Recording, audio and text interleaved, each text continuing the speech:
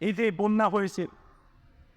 বন্যা হয়েছে, মনে করেন একজন মানুষকে আপনি স্বাভাবিকভাবে, কত মানুষ আমাদের অনেকেই ক্ষতিগ্রস্ত হয়েছেন, সবাই সবার জায়গা থেকে ক্ষতিগ্রস্ত হয়েছেন, কিন্তু যে মানুষগুলার কাঁচা বাড়ি, নিচে মাটি, ঘর আগেও জীর্ণ শীর্ণ ছিল, এখন বন্যায় এসে সব নিয়ে গেছে, একদম অসহায় হয়ে গেছে, ওই মানুষটাকে আপনি 1,00,000 টাকা খরচ করে একটা বাড়ি করে দেন তো, দেখবেন আপনার বাপের নাম, আপনার নাম, আপনার 14 গোষ্ঠীতে যতদিন দেখবে, সে ততদিন সম্মান করবে কি করবে না?